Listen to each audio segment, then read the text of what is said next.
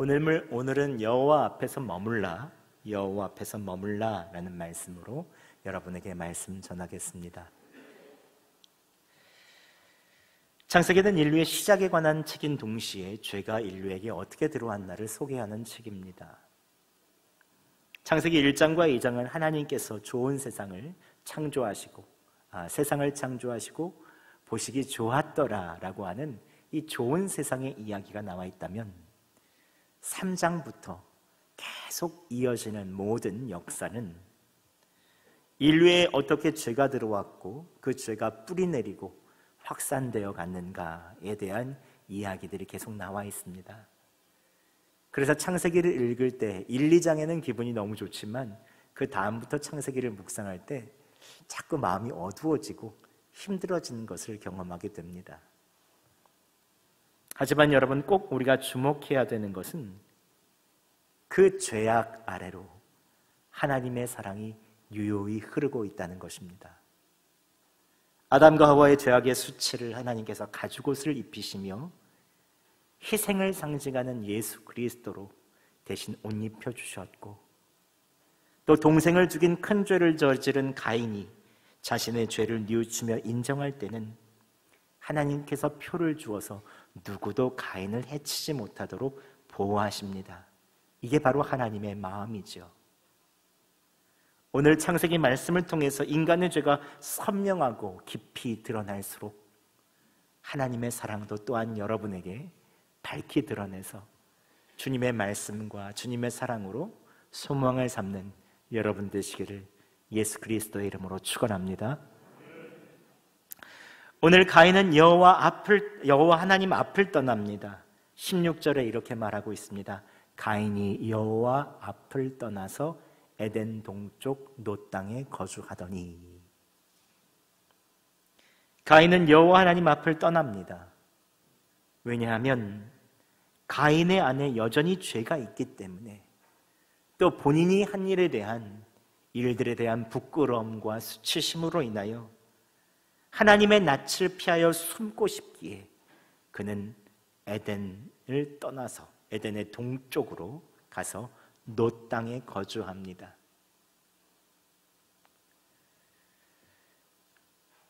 노시란 어떤 뜻이 있습니까? 도망하다, 떠돌다, 방황하다 라는 말에서 유래한 명사로 방황입니다. 방황. 그 땅 이름이 방황입니다.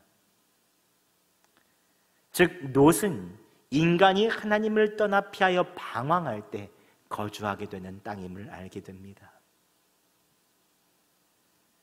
하나님께서 창조하신 에덴 동산, 에덴의 뜻은 무엇입니까? 기쁨입니다. 그곳에서 살 때 인간은 기뻤습니다. 일을 해도 만족이 있었고, 부부가 서로를 볼 때 내 살 중에 살이요 뼈 중에 뼈요 서로 감탄하며 서로를 격려했지요.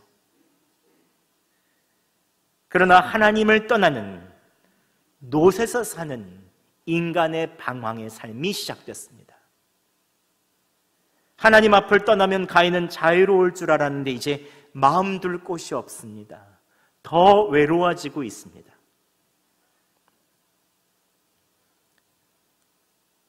우리가 사는 오늘날도 가인처럼 롯에서 사는 분들이 계시죠. 집에 있는데도 집을 떠나 방황하는 자녀들이 있습니다. 결혼해서 부부가 되었는데도 여전히 방황하는 남녀가 있습니다.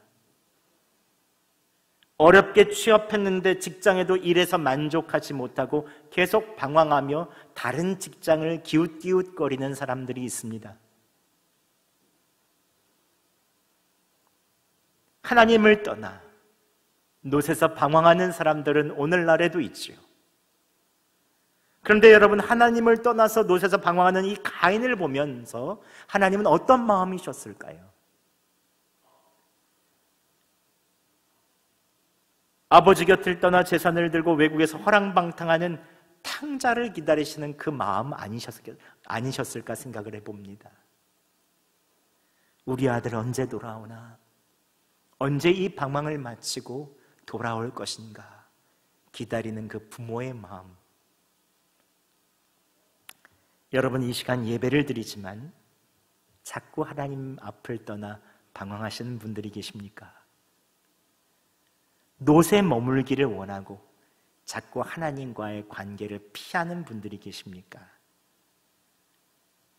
여러분, 하나님께서는 여러분들을 계속 기다리고 계십니다. 방황을 끝내고 하나님 아버지의 품으로 돌아와 기쁨과 은혜를 누리시기 바랍니다. 오늘 가인은 하나님의 앞을 떠났는데 돌아오지 않습니다. 그냥 방황하는 인간의 특징을 보여줍니다. 17절에는 이렇게 말하고 있습니다. 아내와 동침함에 그가 임신하여 에녹을 낳은지라.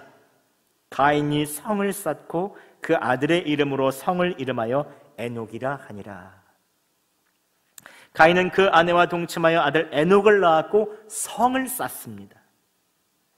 그 성의 이름을, 아들의 이름을 따서 에녹이라고 정하죠. 위의 본문을 통해서 보았을 때 하나님 앞을 떠난 인간의 가장 큰 특징은 무엇입니까? 성을 쌓습니다. 자신을 보호해주고 지켜줄 수 있다고 생각하는 성을 쌓죠. 벽돌로 성을 쌓을 수도 있지만 돈으로도 쌓을 수 있습니다. 학벌과 실력으로도 쌓을 수 있습니다. 힘으로도 쌓을 수 있습니다.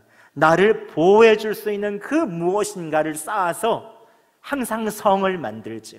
하나님을 떠난 사람에 있는 특징은 성을 만듭니다. 그 성을 더 높이 쌓죠. 그리고 그 힘을 자랑합니다. 스스로 내가 지킬 수 있다고 말합니다. 가인이 하나님 앞을 떠나서 처음 한 일은 무엇입니까? 성을 쌓는 일입니다. 나의 안전과 가족을 지키기 위해서 성을 쌓죠. 더 성을 높이 쌓고 더 높이 쌓습니다. 성을 쌓는다는 것은 외부와 분리한다는 것이죠. 내 영토를 지킨다는 것입니다. 네 것과 내 것을 명확히 분리하고 이제 성의 주인으로 내가 다스리겠다는 것이죠. 그런데 여러분, 성을 높이 쌓으면 높이 쌓을수록 권력을 주고 안전을 가져다 줄 것 같지만 또 다른 측면으로 보면 성을 높이 쌓을수록 그 성에 갇히는 존재가 됩니다. 점점 외로워집니다. 가정에서 힘을 추구하고 독불장군 같던 아버지가 노년에 외로워지는 이유는 무엇입니까? 그 힘과 그 권위 안에 자신이 갇히는 것입니다. 결국 노년에 누구도 같이 하려고 하지 않는 외로움 가운데 있게 되죠. 외로워질 때가 바로 하나님께서 이제 너에 있어서 있는 성에서 나오라고 하는 하나님의 뜻, 하나님의 사인이지만 내가 옳다고 하며 끝까지 성에서 나오려고 하지 않을 때 주변에 있는 가족들은 다 힘들어지게 됩니다. 또 어떤 분들은 자녀들에게 무시당하지 않으려면 끝까지 유산을 물려주지 말아야 된다고 하면서 돈으로 성을 꽉 쌓으시는 분들도 계십니다. 하지만 내가 이 돈의 주인이 되고 가족의 주인이 돼서 가족을 다스려야 된다는 마음이 있기 때문에 그렇죠. 내 뜻대로 주물러야 된다는 생각이 있습니다. 그것이 그런데 바로 가인의 문화죠. 성의 문화입니다. 이 성을 쌓는 문화는 하나님을 떠나 내가 주인이 되고 나의 힘과 나에 있는 권력을 추구합니다. 하나님을 떠난 이 노 땅에서 이 가인의 자손들은 계속해서 문명을 발전시키죠.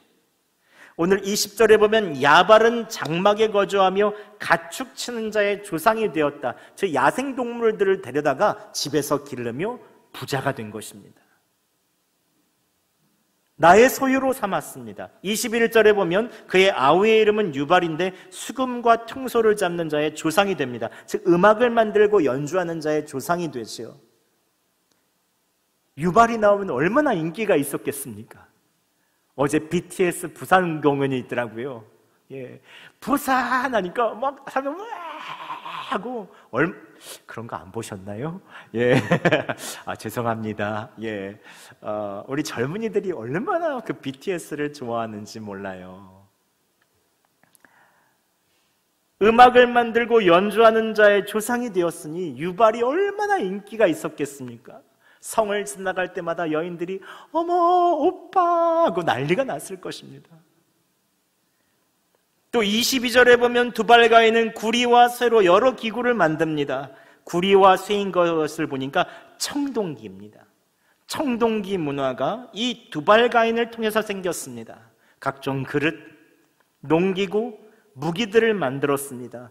이전의 석기 시대와는 다른 완전히 획기적인 문명이 시작되었죠. 경제 생활의 혁신을 이루고 청동기로 무기를 만들어 전쟁에서 승리합니다. 여기서 문화가 생기고 음악이 생기고 문명과 모든 것들이 혁신적인 발전을 이룹니다. 그런데 하나님을 떠난 문명의 마지막 모습은 어떻습니까? 함께 23절 말씀 저희가 봉독해 보겠습니다. 시작. 라멕이 아내들에게 이르되 아다와 실라여 내 목소리를 들으라. 라멕의 아내들이여 내 말을 들으라. 나의 상처로 말미암아 내가 사람을 죽였고 내가의 상함으로 말미암아 소년을 죽였도다. 아멘. 이게 라멕의 이 시를 가지고 칼의 노래라고 하는데요, 창세기 전체에서 처음 나오는 시가 이 칼의 노래입니다. 인류 최초의 시가 쓰여진 것입니다. 그런데 얼마나 잔혹합니까? 내 상처로 인하여 사람을 죽였다. 나의 상함으로 인하여 소년을 죽였다. 하나님을 떠난 문화의 절정 끝은 무엇입니까? 내가 가진 문명으로 말미암아 상처에 대한 복수를 하겠다. 피해 전쟁을 하겠다. 그 끝은 나를 위하여 죽이고 죽이는 복수요 죽음입니다. 문명이 아무리 발전하고 혁신적으로 보여도 죄에 물든 인간의 끝은 결국 죽음입니다. 나의 상처, 나의 상함, 즉 내가 중요하기 때문에 다른 사람들은 아무렇게나 돼도 상관이 없다고 하는 극한적인 이기심이 그 안에 있습니다. 오늘날도 여러분 러시아를 보십시오. 우리는 라멕과 같은 잔혹함을 그 안에서 볼 수 있습니다. 첨단의 무기들이 그 안에 등장하죠. 조금만 나에게 상처를 입어도 핵무기를 사용하겠다 위협합니다. 첨단의 무기로 복수합니다. 수많은 생명이 죽어도 눈도 깜짝하지 않는 푸틴의 이기심과 잔혹함이 그 안에 있습니다. 이것이 가인의 문화요, 하나님을 떠난 죄에 물든 인간의 모습이죠. 그렇다면 우리는 여기서 질문해야 합니다. 어떻게 하면 이러한 가인의 문화를 중지할 수 있을까? 그리스도인으로서 이 세상을 살 때 죽이는 문화가 아니라 살리는 문화, 생명을 살리는 이 인류 문명으로 나아갈 수 있을까? 하나님을 떠난 죄악에 물든 문명이 아니라 어떻게 하면 하나님께 다시 돌아가 에덴의 평화를 누리게 될 수 있을까? 우리는 다시 한번 질문해 보아야 합니다. 오늘 있는 본문을 통해서 한 2가지 정도의 원리로 우리가 어떻게 하면 이 가인의 문화를 떠나서 다시 한번 에덴으로, 하나님이 다시 돌아가는 그곳으로 머물러 있을 수 있지 살펴보도록 하겠습니다. 성경에는 가인의 후손들의 이야기가 나온 이후 다른 아담의 후손들의 이야기가 오늘 25절부터 나옵니다. 아벨은 죽었고 가인은 여호와 앞을 떠나갔고 아담이 3번째 아들을 낳았는데 그 이름이 셋이었습니다. 그런데 셋은 아들을 낳고 사람들과 한 가지 일을 하기 시작합니다. 함께 26절 말씀 저희가 봉독해 보겠습니다. 시작. 셋도 아들을 낳고 그의 이름을 에노스라 하였으며 그때 사람들이 비로소 여호와의 이름을 불렀더라. 아멘. 여기서 우리가 여호와 앞에 다시 서기 위하여 첫 번째 원리를 알 수 있습니다. 여호와 하나님의 이름을 불러야 합니다. 가인이 자식을 낳고 노 땅에서 방황하며 성을 쌓았다면 셋은 그의 아들을 낳고 가족들과 함께 여호와 하나님 앞에서 주님의 이름을 불렀습니다. 한쪽에서는 성을 쌓고 한쪽에서는 여호와 하나님의 이름을 부르죠. 그러면 여호와 하나님의 이름을 불렀다는 것은 무엇을 말하는 것입니까? 시편을 보면 여호와 하나님의 이름을 부른 예가 아주 자주 나옵니다. 시편 5편에 여호와여 나의 말에 귀를 기울이사 나의 심정을 헤아려 주소서. 시편 6편의 시작도 여호와여, 시편 7편의 시작도 여호와여, 시편 8편도 여호와 우리 주여 주의 이름이 온 땅에 어찌 그리 아름다운지요. 시편에는 이외에도 수많은 여호와의 이름을 부른 다윗의 목소리가 나옵니다. 근데 이것은 단순한 주문처럼 부르는 것이 아닙니다. 습관처럼 그냥 불러대는 것이 아닙니다. 우리의 보이지 않지만 내 앞에서 실제 하신 하나님이 계시다는 것을 알고 하나님을 부르는 것입니다. 여호와여 내가 주님을 의지합니다. 여호와여 나의 기도를 들어주세요. 여호와여 살아계신 주님을 믿습니다. 여호와여 주님을 의지합니다라는 그 한마디 속에 이 모든 외침 속에 이러한 의미들이 들어있는 것입니다. 다윗은 시편에서 찬양과 기도를 드릴 때마다 여호와 하나님의 이름을 수없이 부릅니다. 여호와 하나님의 이름을 부르는 다윗은 시편을 통해서 이렇게 고백합니다. 시편 18편 2절에 여호와는 나의 반석이시요 나의 요새시요 나를 건지시는 이시요 나의 하나님이시요 내가 그 안에 피할 나의 바위시요 나의 방패시요 나의 구원의 뿌리시요 나의 산성이시로다. 이 당시 다윗은 왕인 사울에게 쫓기며 매일마다 죽음의 위기를 맞았습니다. 도망자의 삶을 살았습니다. 그를 보호할 수 있는 사람은 없었습니다. 보호자도 없었고 매일 광야와 바위 틈을 전전하며 도망다녔습니다.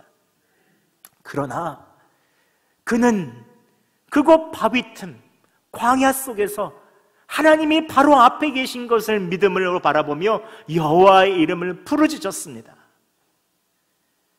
여호와여, 여호와여, 주님이 나의 산성이시며 나의 방패십니다. 다윗이 여호와 하나님의 이름을 부를 때 하나님께서 그에게 역사하여 주셨죠. 다윗의 마음이 원수로 인하여 두렵거나 낙심될 때 자고 일어나면 그에게 새로운 용기와 힘이 생겼습니다. 결정적으로 위기의 순간이 있을 때마다 여호와 하나님의 이름을 부를 때 그의 피할 길을 주셔서 생명을 보호하여 주셨죠. 그가 왕위에 오를 때까지 여전히 고난은 있었습니다. 하지만 여호와 하나님의 이름을 부를 때마다 하나님은 그의 보호자가 되어주시며 산성이 되어주셨습니다. 그래서 다윗은 여호와는 나의 반석이며 요새시며 구원자시며 피할 바이시며 방패며 구원의 뿌리시며 나의 산성이라고 고백하는 것입니다. 이것이 그냥 습관적으로 입에서 나오는 것이 아니라 여호와 하나님의 이름을 부를 때 주시는 놀라운 하나님에 대한 경험에서 나온 외침이시요. 사람이 여호와의 이름을 부를 때 하나님께서는 사람에게 오셔서 강한 성이 되어 주십니다. 여러분 여호와의 이름을 부르시기 바랍니다. 하나님께서 여러분의 반석이요 요새시며 강한 산성이 되어 주실 것입니다. 1516년 당시 유럽은 암흑시대라고 부릅니다.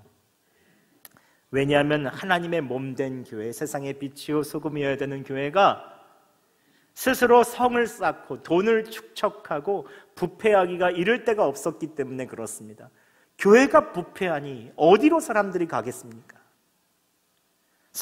베드로 성당 건축으로 인해서 교회마다 돈을 주면 죄를 면제해 주겠다는 면제부도 팔았습니다. 한 신부는 이렇게 설교했습니다. 돈꾀에 쨍그랑 소리가 나는 동안 연옥에서 고통받고 있는 영혼은 천국으로 간다. 당시 타락한 교회는 돈으로 말미암아 구원받을 수 있다, 당신의 노력으로 구원받을 수 있다라는 이러한 이야기들을 서슴없이 하곤 했습니다. 그때 독일의 비텐부르크에서 수도사며 신학을 가르치고 있었던 마틴 루터는 로마서 1장 17절을 증거로 내세우며 오직 의인은 믿음으로 말미암아 살리라, 자신의 노력과 돈으로 구원받을 수 있다는 교황청의 명령을 정면으로 반박하며 오직 믿음으로 우리는 구원받는다라고 말합니다. 이런 마틴 루터를 괘씸하게 여기고 교황과 교회 지도자들과 왕들은 1521년 다 보름수에서 모였습니다. 마틴 루터를 소환했습니다. 사람들은 가지 말라고 했습니다. 가면 당신 죽습니다 라고 했습니다. 하지만 마틴 루터는 그곳으로 갑니다. 교황과 교회의 권위에 도전한 죄인이 마틴 루터임을 사람들이 밝힌 이후에 최후 변론을 이 마틴 루터에게 하라고 얘기합니다. 그때 그는 유명한 최후 변론을 하죠. 성경으로 저의 유죄가 증명되지 않는 이상 저는 교황과 교회의 회의의 권위를 인정하지 않겠습니다. 성경으로 증명되어야 합니다. 그리고 그는 여호와 하나님의 이름을 이렇게 부릅니다. 하나님, 저를 도우소서. 제가 여기 있습니다. 많은 적대자들과 그를 죽이려고 있는 사람들이 가득한 그곳에서 하나님 앞에 있다는 사실을 고백하며 제가 여기 있습니다라고 하나님의 이름을 부르며 고백합니다. 그때 루터의 최후 변론을 들은 황제 카를 5세는 보름스 칙령, 즉 법적으로 루터는 법 밖에 있기 때문에 누구든지 루터를 죽여도 처벌하지 않겠다라고 하는 살인 명령을 내립니다. 이제 누구도 그를 보호할 수 없고 그를 죽여도 죄가 되지 않는다는 것이죠. 그때 루터는 이 찬양을 부릅니다. 내 주는 강한 성이요 방패와 병기 되시니 큰 환난에서 우리를 구하여 내시리로다. 왜 루터라고 두렵지 않겠습니까? 교회와 국가의 보호를 받지 못하고 이제 죽음으로 이를 수밖에 없는 그의 인생, 얼마나 두려웠겠습니까? 수많은 사람들이 자기를 죽이려고 다 둘러싸고 있습니다. 그런데 그때 그는 하나님 앞에 서서 하나님의 이름을 부르죠. 하나님, 제가 지금 이곳에 서 있습니다. 나를 도우소서. 그리고 그 순간 하나님께서는 그의 마음에 용기를 주셨고 그를 보호하는 강한 성이 되어 주셨습니다. 내 주는 강한 성이요. 결국 하나님께서는 루터의 생명을 보호하여 주시고 돕는 사람을 붙여주셨고 그를 통해 유럽 전체의 종교개혁을 이루게 하십니다. 오직 성경으로 기준을 세우고 돈으로 성을 이루려는 이 중세교회에 오직 여호와 하나님이 나의 산성이라고 부르짖으며 개혁하며 나가죠. 여러분, 신약시대를 사는 우리들에게 하나님께서는 어떤 이름을 주셨습니까? 예수 그리스도를 주셨습니다. 예수님은 진리이십니다. 예수님은 길이십니다. 예수님은 생명이십니다. 예수님은 알파와 오메가십니다. 우리를 위하여 십자가에 달리신 만왕의 왕이십니다. 여러분 믿으십니까? 여러분 백문십답이라고 유명하죠. 모든 문제를 내도 답은 똑같은 한 답을 하시면 됩니다. 제가 답은 미리 말씀드리겠습니다. 예수 그리스도를 외치시면 됩니다. 네, 제가 여쭤보겠습니다. 진리는 어디 있습니까? 생명은 어디 있습니까? 우리가 가야 할 길은 어디 있습니까? 우리의 참된 양식은 어디 있습니까? 우리의 진정한 보호자는 누구입니까? 우리의 방패와 구원이며 산성은 누구십니까? 아유, 어쩜 이렇게 정답을 잘 말씀하시는지. 예, 모두 다 정답입니다. 정답. 예. 여러분, 주님을 떠나지 말고 주님의 이름을 부르시기 바랍니다. 생명이요, 우리의 보호자이신 주님께서 여러분을 보호하시고 그때마다 역사하여 주실 것입니다. 두 번째, 마지막으로 여러분, 여호와 앞에 다시 서기 위해서는 자아의 죽음을 선포하고 이제 예수로 사셔야 합니다. 가인이 성을 쌓았다는 것은 그 성의 주인이 되었다는 것이죠. 가인이 주인이 되었다는 것은 예수님, 하나님이 손님이 되었다는 것입니다. 가인은 성에서 이제 내 맘대로 삽니다. 하나님이 아무리 말씀하셔도 듣지 않습니다. 왜냐하면 가인의 자아가 죄에 물들어 있기 때문에 그렇습니다. 그가 죄에 오염되어 있기 때문에 하나님 두기를 마음에 싫어하고 그가 주인 행세를 하는 것입니다. 그의 후손 라멕은 여기서 더 발전합니다. 나의 상처로 인해 내가 사람을 죽였다. 나에게 상처 주는 사람은 누구든지 내가 죽인다. 내가 주인이고 내가 기준이 되니 내가 옳다. 상대방은 죽어도 된다라는 것입니다. 왜 그렇습니까? 하나님을 떠난 죄에 물든 인간의 자아가 있기 때문에 내가 옳은 것입니다. 내가 자아의 주인이죠. 여러분, 부부가 싸우는 이유는 무엇입니까? 한번 생각해 보세요, 여러분. 자신이 잘못했다고 하면서 싸우는 사람 없습니다. 남편의 이야기를 들어보면 남편이 잘했고 아내는 잘못됐고, 아내의 이야기를 들으면 아내는 옳고 남편은 잘못됐습니다. 각자의 이야기를 들으면 아무도 잘못한 사람이 없습니다. 자기가 옳다고 생각하는 자아가 결국은 우리를 죽기 살기로 싸우게 하는 것이죠. 교회 안에 갈등이 생기고 싸움이 생기는 것도 마찬가지입니다. 교회 잘못되라고 싸우시는 분 교회에 없습니다.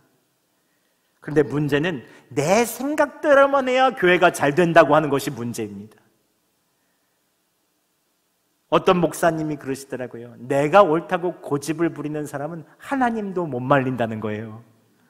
목회를 해보니까 내가 옳다고 하는 사람은 하나님의 음성을 듣지도 않고 맨날 내가 옳다고 하니까 이게 끝까지 우기는 거죠. 요즘 TV 틀어도 국민은 생각도 하지 않고 왜 정치인들이 죽기 살기로 싸웁니까? 내가 옳다는 것입니다. 이게 죄에 물든 자아의 문제입니다. 가인의 문화를 뼛속 깊이 물려받은 우리의 자아는 죄로 오염되어 있습니다. 제가 이번에 기도원에서 기도하러 갔는데 식사를 마치고 제가 잠깐 산책하러 내려오는데 그때 인상 좋은 60대, 70대 여성분들이 대여섯 명 제게 식당을 물어보시더라고요. 얼마나 인자하게 생기셨는지 몰라요. 그래서 제가 친절히 소개시켜드렸죠. 이렇게 가시면 됩니다 하니까 감사해요, 감사합니다 하면서 저한테 청년같이 생겼네 그러시면 또 막 하시더라고요. 빈말인지는 알지만 제가 또 감사히 잘 받았습니다. 그런데 식사를 마치고 그분들을 잠시 차 마시는 휴게실에서 배웠습니다. 그곳 기도원은 침묵 기도원이라 소리를 죽이면서 얘기해야 되거든요. 근데 제 앞 테이블에서 서로 이야기를 나누시는데 큰 소리로 말씀을 하시는 거예요. 좌파를 없애야 한다. 막 정치 얘기가 싫어요. 좌파를 없애야 된다. 또 한 지역에 대한 얘기를 막 하면서 욕을 막 하시고 계속 험한 얘기가 그 인자한 얼굴에 입에서 막 나오는데 막 얼마나 무서운지 몰라요. 그때는 얼굴이 막 이렇게 말씀하시더라고요. 그리스도인으로서 우리가 기도하자. 기도원에 왔으니까 하나님의 역사가 있도록 긍휼하게 여기자. 다시의 역사에 아픔이 있지 않도록 우리 함께 기도하자. 이러면 얼마나 좋습니까? 세상 사람들과 똑같은 방식으로 욕하고 똑같은 방식으로 막 크게 말씀하시는데 너무 민망하더라고요. 침묵 기도원에서 막 소리를 지르니 어떡합니까? 그 이야기가 딱 끝나니까 저를 보셨나 봐요. 그러더니 싹 인자한 표정을 지으시더니 어머, 본관으로 가려면 어떻게 가야 합니까? 저한테도 물어보시는 거예요. 아까 길을 가르쳐서 감사하셨어요. 이렇게 저 얘기하시는 거예요.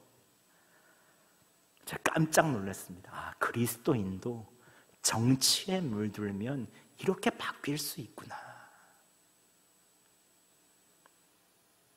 우리의 자아의 문제, 내가 옳고 상대방이 틀렸다는 이 죄에 물든 자아에 정치가 물들면 또 그것만큼 어려운 것이 없습니다. 여러분, 그렇다면 이것을 해결할 수 있는 방법은 무엇입니까? 유일한 딱 한 가지 방법이 있는데 그것은 죽는 것입니다. 우리의 옛사람이 예수님과 함께 십자가에서 죽었음을 선포하는 것입니다. 갈라디아서 2장 20절 말씀 저희가 함께 봉독해 보겠습니다. 시작. 내가 그리스도와 함께 십자가에 못 박혔나니 그런즉 이제는 내가 사는 것이 아니요 오직 내 안에 그리스도께서 사시는 것이라. 이제 내가 육체 가운데 사는 것은 나를 사랑하사 나를 위하여 자기 자신을 버리신 하나님의 아들을 믿는 믿음 안에서 사는 것이라. 아멘. 여러분, 자아가 죽는 것은 내가 자아를 죽이려고 노력해서 되는 게 아닙니다. 자아가 죽는 것은 이미 예수님께서 십자가에서 다 이루어 주셨습니다. 이제 우리가 할 것은 없습니다. 우리는 이미 죽은 존재예요. 예수님 믿은 순간부터.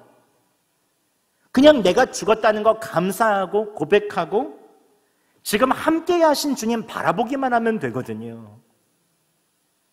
그러면 내 자아의 죽음이 자연스럽게 임하고 예수님의 역사를 경험합니다. 그런데 어떤 분들은 자아의 죽음을 잘못 알고 계신 분이 계세요.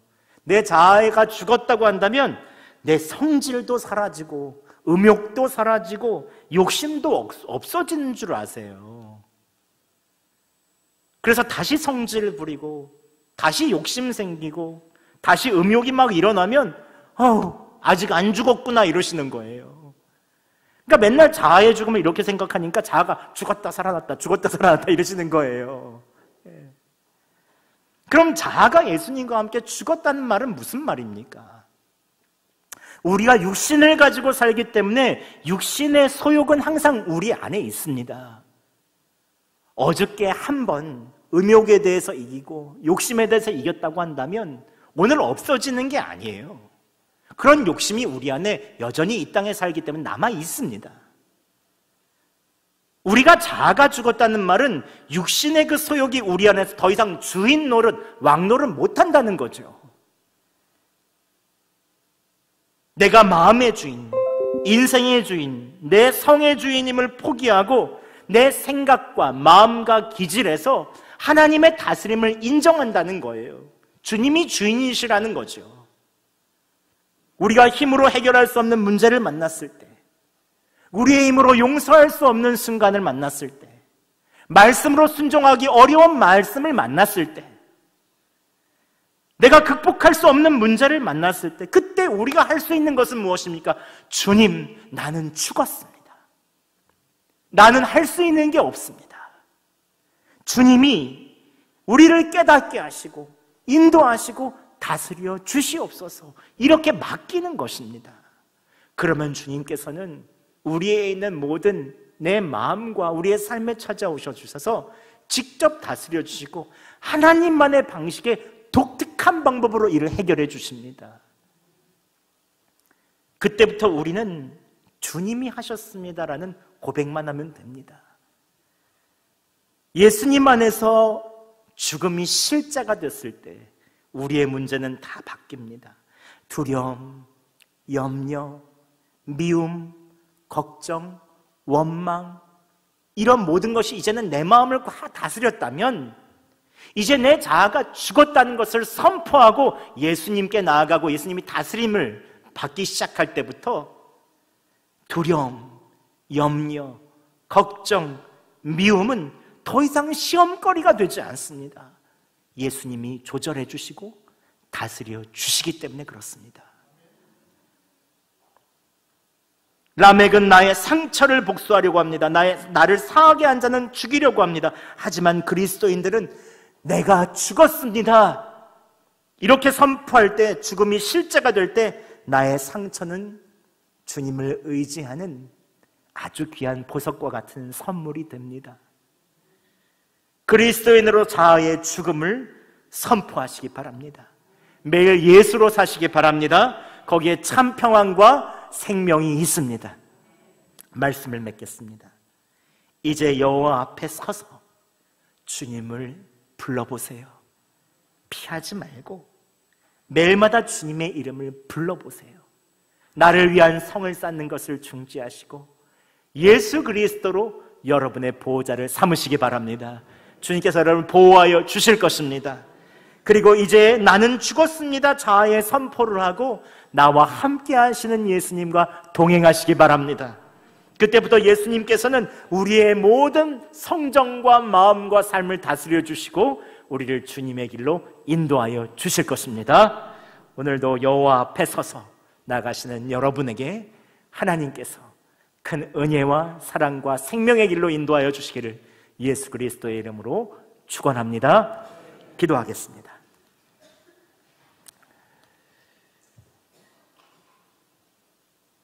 우리를 항상 바라보시는 주님, 내 인생의 주인이 주님이라고 하면서도 인정하지 못했던 많은 시간들이 있습니다. 이제 예수님의 이름을 부르며 주님을 보호자로 삼기를 원하오니 우리를 자유케 하시고 인도하여 주시옵소서. 오늘도 우리와 함께 하시는 주님께 감사하며 예물 드립니다. 감사와 11조 주정헌금 꽃꽂이와 각종 예물로 드리오니 하늘 창고에 넣어주시고 주님 나라 귀한 일에 사용하여 주시옵소서. 예수 그리스도의 이름으로 기도드립니다. 아멘.